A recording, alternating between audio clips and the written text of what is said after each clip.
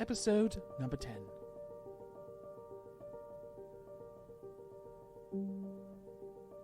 Welcome back to the Variety Hour.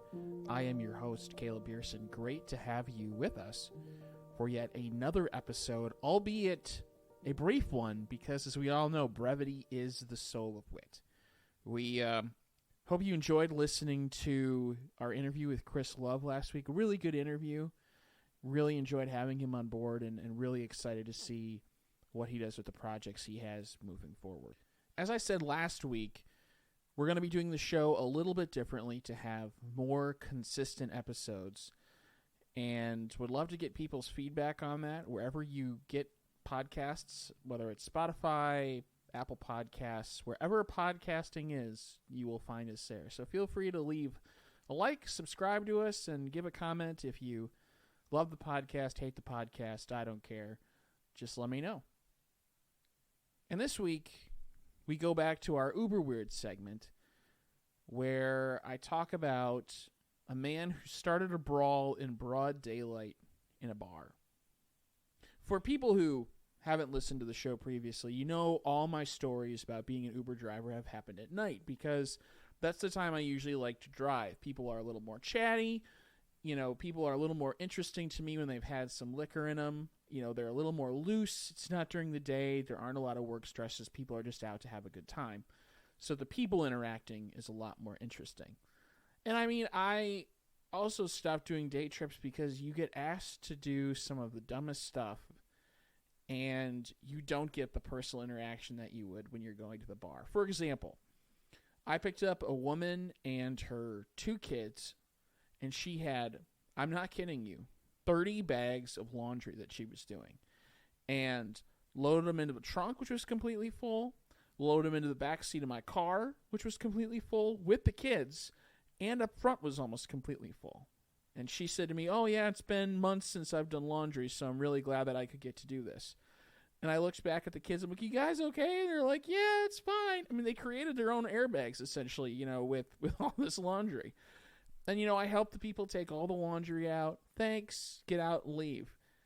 I've helped people with groceries. You load $300 to $400 worth of groceries in your car.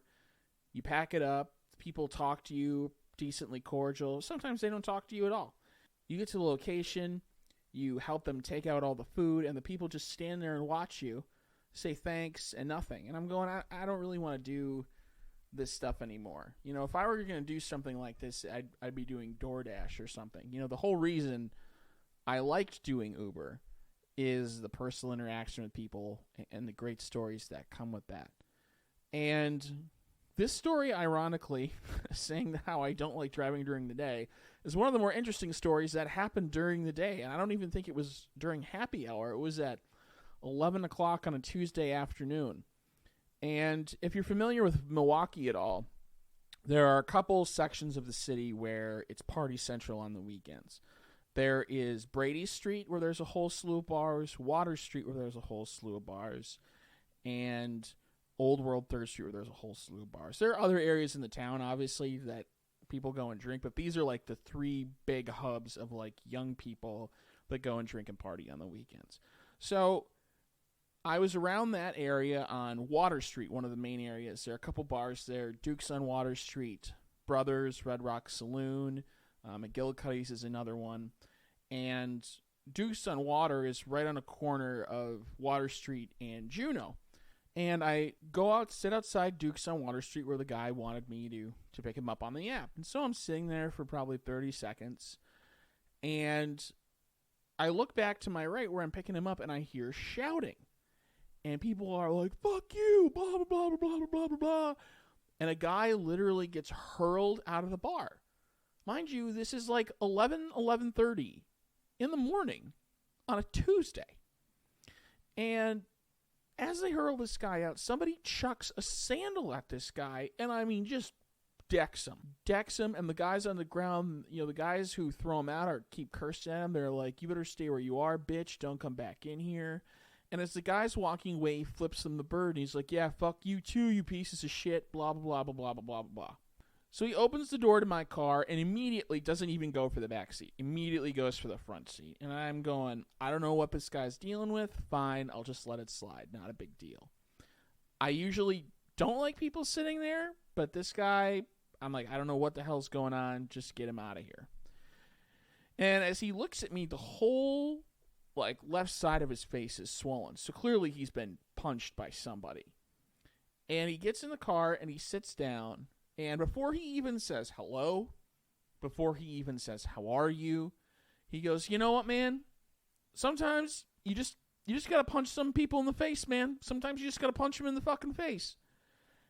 And I'm sitting there going, okay, when you talk to somebody new, right? When you go to a networking event, when you go anywhere where you're meeting new people, you're constantly filtering what you're trying to say so you give a good impression, right? You're not going to be as friendly with these people as you are with your best friends or your family.